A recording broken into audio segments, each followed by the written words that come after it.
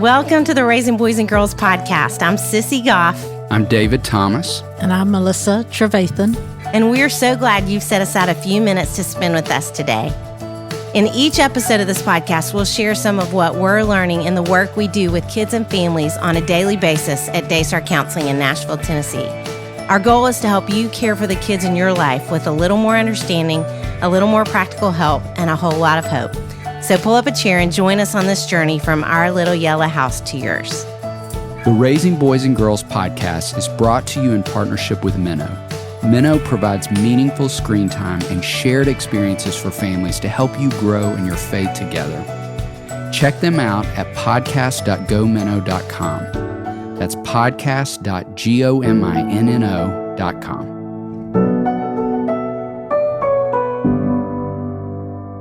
Hey there, Sissy Goff. Hi, David Thomas. Glad to be back together and excited that today we are going to talk about being a consistent parent. And I think we should start our conversation by me asking you, what are you doing consistently right now? What's something you're doing? So what I would say I'm doing consistently in this season is that I'm trying to be with my almost 2-year-old nephew as much as possible. And you and I actually had a conversation early on. I think it was when my mom was really sick, or maybe 2 months after that when the pandemic started, or something in that stretch of time that was super stressful. And you saying, you just be with that little fella and all the oxytocins his presence brings. And I've thought about that so much that in this, I feel like coming out of at least a year period of time that has been so stressful, just being with someone who makes me laugh so much has been, I really am trying to consistently do that for my own self-care, really, I think is what it's about. So it's a great question. That little guy is good medicine for all of us. He's good medicine for all of us. I know. I need to watch a video of him laughing just daily. My answer to that question is I am consistently letting my Apple Watch boss me around in really good ways. I was late to the party of getting an Apple Watch, and I'm really thankful that I made that investment because it's reminding me to stand up more, and it's reminding me to breathe, and it's reminding me to move my body, and a lot of things that I just was not paying as good attention to that I need to be paying attention to, but it's real bossy. Yeah. It is bossy. But in an encouraging way. Like, I always laugh at how if I haven't been moving much throughout the day, it's like, you can still keep going. It's like a real positive way of saying, like, do you have a pulse today? Because you've been laying around a lot, but you can still keep going. I love that because my reaction to my Apple Watch, I feel like, is like straight out of an Enneagram 1 handbook. I'm always like, what? Am I not breathing okay? Is my pulse not right? Why is it telling me to breathe right now? I just feel like I'm doing something wrong. I'm glad you think it's encouraging. That'll reframe my relationship with my Apple Watch. Be open to your Apple Watch helping you out. I love that you brought up that word because I think parents struggle with the idea of consistency and what that looks like in parenting. I think more than any other topic I hear about in my office, especially in regard to discipline and how do we handle different situations that come up. And Walter Wangerin, who is an author that I really love, says that discipline is an extended and carefully managed event, not a sudden, spontaneous, personal reaction to the child's behavior. I'm going to say that again because I think it's so helpful. Discipline is an extended and carefully managed event, not a sudden, spontaneous, personal reaction to the child's behavior. And it is so easy to have sudden, spontaneous, personal reaction to a child's behavior. And as we talked about before, often it's that one child that it's easy to have those. And I read a study that talked about how the 2 biggest mistakes that parents make in terms of discipline. I think there are things that ladies that are listening, I think we're a little more guilty of both of these things in the way that God has uniquely gifted us. And those are too much talk and too much emotion. That those are the 2 biggest mistakes parents make in terms of discipline. And I love that Walter Wangerin's definition is different than that because I think often our reactions are more personal are more sudden and spontaneous when we're feeling all of that emotion. And out of that emotion, we lean into too much talk. And we watch it happen in our counseling offices all the time, where we're meeting with a family together and the parents kind of launch into a lecture and the kids' eyes just glaze over. And it even happens in Consequences, and you can think about how often you can find yourself repeating yourself or getting louder and louder and louder. And I think sometimes it's because we're waiting for the kids we love to say something like, "Thank you, that was really helpful to me." And they're going to do that when they're 30. They're not going to do that anytime soon. So there are a few things that we would say in terms of consequences or discipline, because really consistency is key in terms of that. Follow through is key, because one of the complaints we hear the most from parents in our offices, and I would imagine you hear this too, are kids who say things, you say, "I'm going to need your tablet," or "You are grounded from X event." And they say, "Whatever, I don't care about that anyway. It doesn't matter to me." And David and I would both say from experience sitting with kids day in and day out that they're lying, that is not even a true statement. But for that child, they have a personality often that dictates that they feel like they have to win. And they want the last word as a part of that personality too. And so the fact that you gave a consequence means that you won. So they have to get back at you somehow. They have to get in that last word or that way of winning. And so them coming back with whatever is them trying to win that argument. So for you to know that if you have been consistent and you have laid out some kind of consequence for them, you've won. It doesn't matter what their reaction is. So we want to think about something different than that sudden, spontaneous, personal reaction to their behavior, whether it's before or after the consequences in the whatever. And really, when we think about discipline, what happens often is a child acts out, say they're really disrespectful, and we say, that example before, "Okay, you've just lost your device." And our hope is that next time they act out, they'll think beforehand, "Well, the last time I did this, I got myself grounded. I don't want to do that again, so I'm going to stop right here." Now, those of you who are listening know that happens like maybe 0.001% of the time. It just doesn't much work. And in effect, when a child acts out and then we give a consequence, we're regulating them. And really, I think the goal of discipline or us trying to be consistent in that way is teaching kids self-regulation. There are two main things we would say in light of that. One is you want to start with some kind of warning system. So giving them a chance first to self-regulate in that moment. So one of the things that we do often in our offices is we talk about a stoplight system. So red light, yellow light, green light, and that you just simply say to your child, "Yellow light," and because you've talked about it ahead of time, that means they know, I'm about to get in trouble. I need to stop my behavior in this moment. It's basically a warning. Or if your child's being disrespectful, one of our favorite lines is, "Try again." And if after they've tried again, they still don't get it, then you give them a consequence. But some kind of warning gives them the opportunity to regulate themselves rather than us just throwing out some attempt to regulate them. So we would say always start with a warning, and then you hand out a consequence, but we love consequences that build on themselves, because so often they think you are giving consequences out of what Walter Wangerin talked about, the sudden spontaneous personal reaction. Instead, when there are consequences that build on themselves, they see cause and effect. And they're not naturally going to think that with their little brains.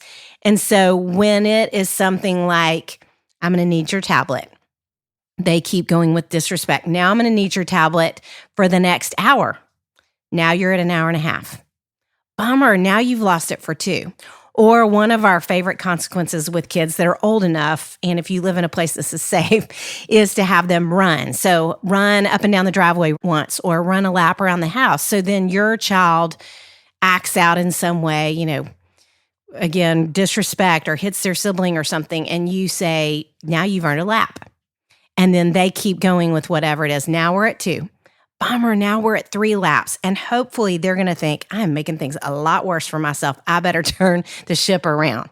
And again, that's teaching self-regulation rather than us regulating them. So those are really the 2 primary things we would say in terms of thinking about big picture consistency and consequences. And David, I do feel like there's a phenomenon that boys do, particularly in light of this, and some girls are guilty of it too. But will you talk a little bit about that and what can help? I'd love to. And I think it feels important to highlight this because I have this conversation so often in my office. Boys are, in my experience, skilled negotiators.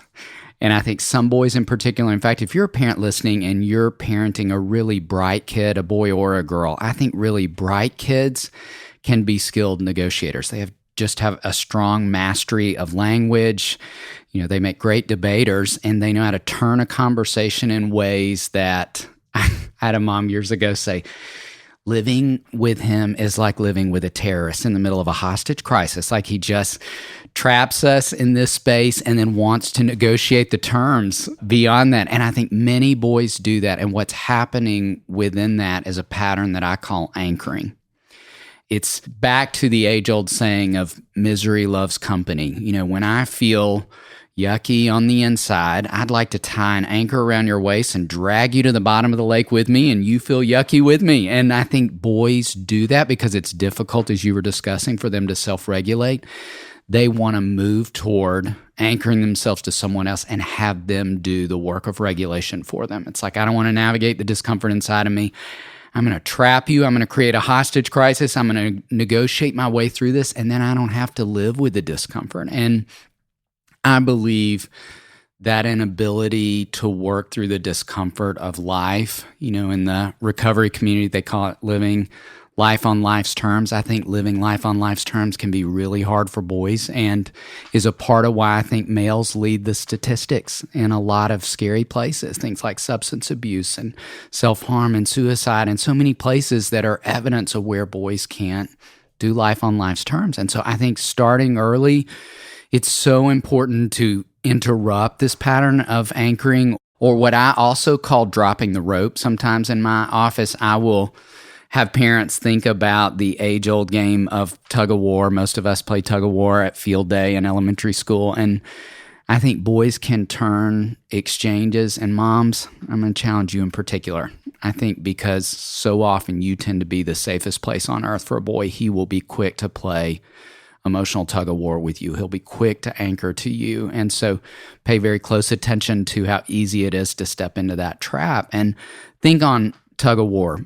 If one person on one side drops the rope, the game is over. The other person is welcome to keep tugging as long as they want to, but they're just going to fall backwards at that point. The game is over. But as long as we're hanging on to the rope, tug of war is still going on. And I think, again, boys would like to tie that rope around your waist and keep it going for long periods of time. And not only do I think that interrupts developing self-regulation, as Sissy was talking about, I think it can also establish this pattern with boys in their relationships with females, that's always what you do when you're struggling. Like the female that you feel closest to. I have so many boys who'll do that with their moms, and then they do it with their girlfriend, and I think they probably turn around and do it with their wives at some point. And that game of tug of war continues all throughout its development. And so I laughed with some parents I was meeting with a while back, and the mom said to me, David, I feel like I'm playing tug of war 20 of 24 hours sometimes with him. And she said, I realize how fruitless it is. And in My Kids on Track, I talk about how it's a bit like arguing with a drunk, that if you think about what's going to happen if you're trying to have a thoughtful conversation with an intoxicated person, it's probably not going to go well. They're not sober-minded in a way that they're capable of having that conversation, which I think speaks to what you talked about a little bit earlier. It's like we're waiting on them to make all the great connections and say, thanks, Mom, that was so helpful. And they're just not in a place to be able to do that in those moments. So I'm so glad you tabled that. I think girls certainly do that too. And we've talked about that a lot, that it feels like in the absence of healthy coping strategies, that so often today for kids, their parents become the coping strategy. And I think girls are so verbal that often they will get into these verbal back and forths. Probably the closer they move toward adolescence, the more likely they are to do the same. And I have so many kids who I think rather than learning an appropriate way to handle their anger, I think for girls, their moms particularly become their coping strategy and just using their moms as kind of a punching bag in a similar way. And so I think in light of both of those things, one of the other things we would say in terms of consistency that's so important is just to stay out of power struggles with them. It's just never helpful. And Love and Logic is a series of books that we recommend really highly. And they say, avoid power struggles at all costs, but if you end up in one, you need to win it. And that's kind of what we would say in terms of being consistent too, that they don't need to feel like they win. And kids are going to push for that. And one of the things that we talk with parents a lot about is that if we let kids get away with being the worst versions of themselves, that's who they will believe they are. And that's not what we want them to believe. And so it is so important that we are bigger than they are.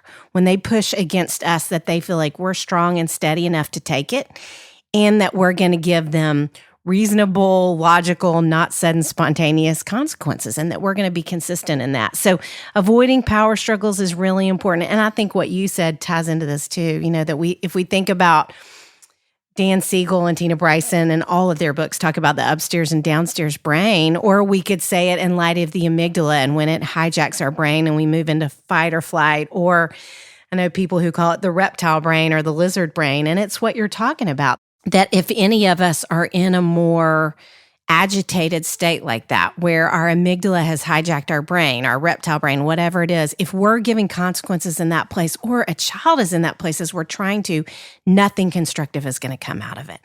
And so we have a practice that we recommend that's going to be one of our intentional practices that we'll come back to in light of that. And then I think one last thing I would say with consequences, a conversation I have with parents all the time, and I would guess you have this similar conversation, is they'll say, there are a lot of consequences we'd like to do, like running, for example, but our child would no more run. If we said, go take a lap, they would say, you go take a lap, which is another concerning thing.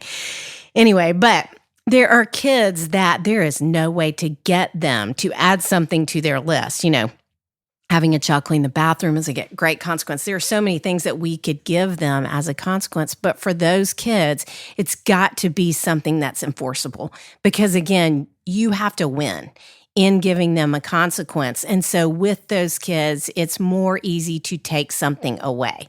So like something that they're looking forward to that you can take. Now, I heard somebody say once that kids with any kind of attention deficit have 2 time frames, and it's now and not now. And I think kids in general are often like that. And so when we give a consequence that's a month out, something they're looking forward to, by the time you get to that event, they're not even going to remember why they were grounded in the first place. So we do think short term is probably better, but giving them something that you can take away, again, though, that you can add to, because if it's one thing, it's better to probably say, okay, you can't do anything Friday night. Now you can't do anything Saturday day. Now you can't do anything Saturday night. And then they've lost their whole weekend rather than just you're grounded for the weekend, because often they're going to push back initially. So it needs to be enforceable. And if we were to go back to the Love and Logic people, they have a great concept called the energy drain with kids. And say kids are even arguing in the back seat back and forth to say, well, you have just drained all of my energy, and you can replace that by, if it's a child you can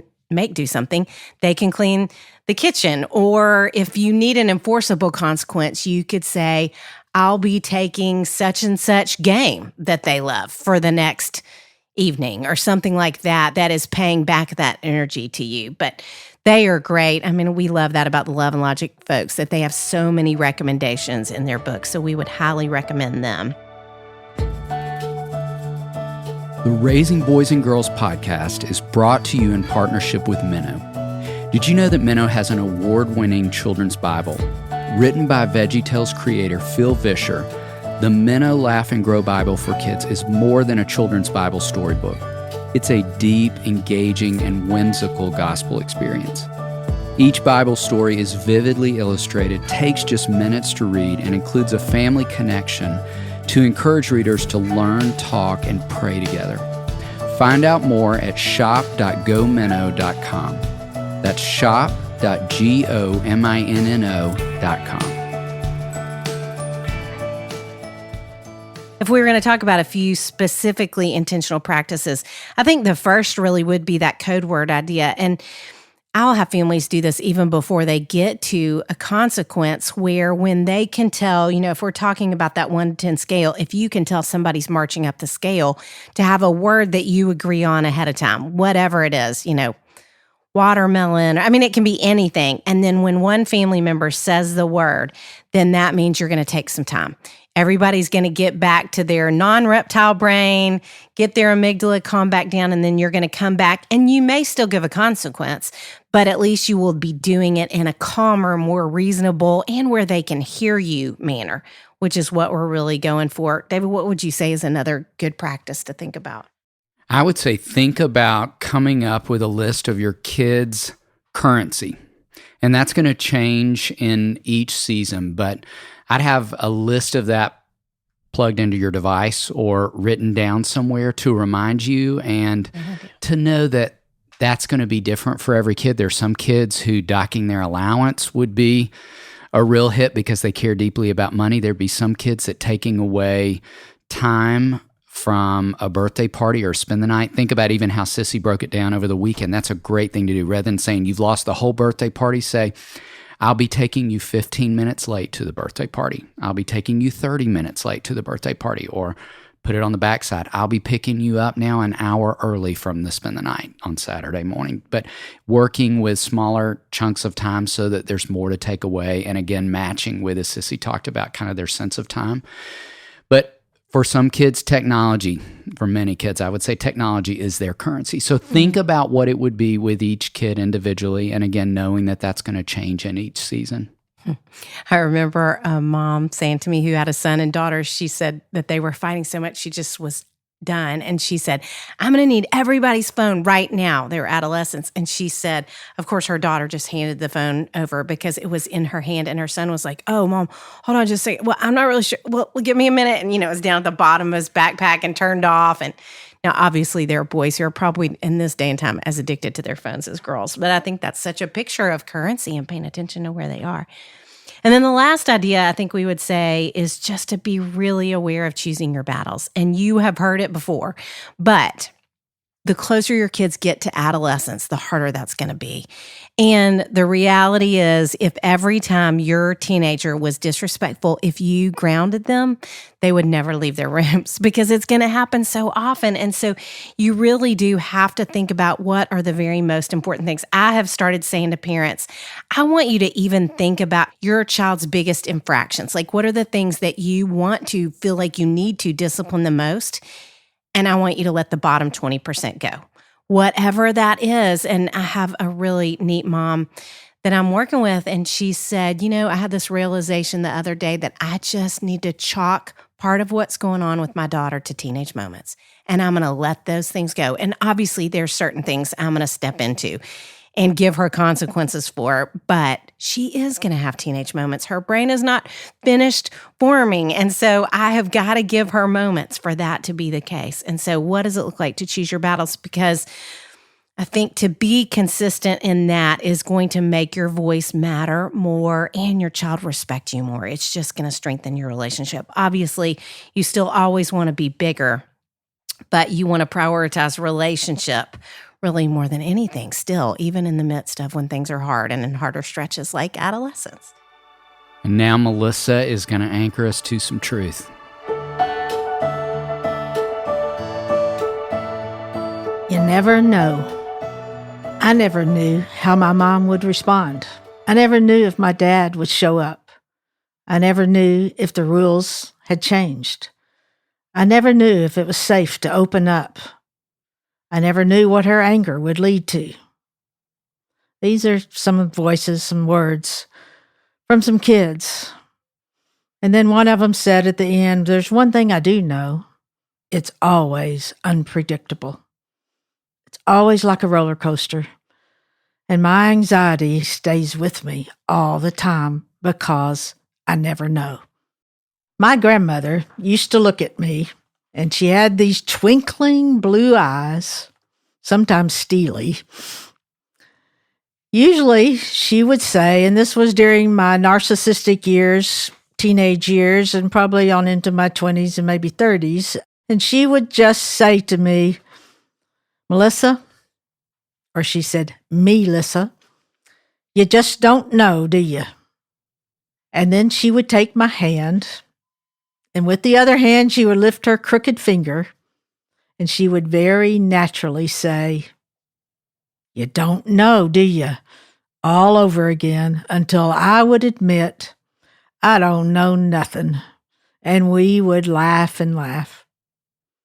And now, years later, I see the wisdom in that little time that we had. And I would love now to look at my grandmother and squint my blue eyes because I got them from her. And I'd love to take her hand and I'd love to put my now crooked finger. And I would like to say with humble confidence, Grandmother, the older I get, the less I know. But what I do know, boy, I really know. The truth today comes from Hebrews 13:8 in the Message, and it says, there should be a consistency that runs through us all. For Jesus doesn't change yesterday, today, tomorrow. He's always totally himself. There should be a consistency. Don't usually like to use the word should, but if in the Bible, we will go with it because right after that it says for Jesus doesn't change. Because Jesus doesn't change, there can be a consistency in us all. Since Jesus doesn't change, since Jesus is always totally himself. Sally Lloyd-Jones has said, the Bible is a love story, and children need to know, there's that word again, they need to know that they are loved by the one who made them. No matter what, they are loved by the one who made them always, forever, period. And it doesn't depend on how nice they are. It depends only on Jesus and what he has done for them. Oh, the love that will not let us go. Sally Lloyd-Jones continues to say that she often asks when she speaks to kids, how many of you think you have to be good for God to love you? How many of you think God will stop loving you if you aren't being good? And she says most will naturally raise their hands and say yes. Well, those kids grow up. They become adults. They become parents. And it's so easy for us all, for parents especially, to begin to parent out of fear that they're going to lose it, they're going to mess up, they're going to fail. To parent out of fear, to keep trying hard, not to fail, again, comes so natural to us. But our hope is to parent out of love, not out of fear. That for parents, they know, we all know we should be consistent, but that our responses so often are rooted in the realities of yesterday, of today, and the fears of the future. More rooted in that than in the truth, the written word of God, the living word of God, the truth of the love of Jesus. Oh, there's much I don't know, I say to my grandmother. But what I do know, what I have experienced, has changed me. And that as I receive and experience the love of God, I can be more and more consistent because he is in my life. That's my prayer for all of you. He is the same yesterday, today, and tomorrow, so that we can be totally ourselves. When I think back on, Sissy, you talking earlier about those two traps of too much talk and too much emotion, I think about the wisdom of Proverbs 10:19 in the Message says, the wise measure their words. And I think that's a reminder I need with consistency, and not only as it's connected to that, but thinking also, as we've been talking about, how often I think we can take away from a consequence with a lecture, that we add so much language, so much verbiage to it, that we're actually taking away from an opportunity where kids can make that great connection that we were talking about a little bit earlier that we want them to make in terms of discipline. So we hope this has been an encouragement to you all, and we can't wait to come back together in some time with you. The Raising Boys and Girls podcast is brought to you in partnership with Minnow.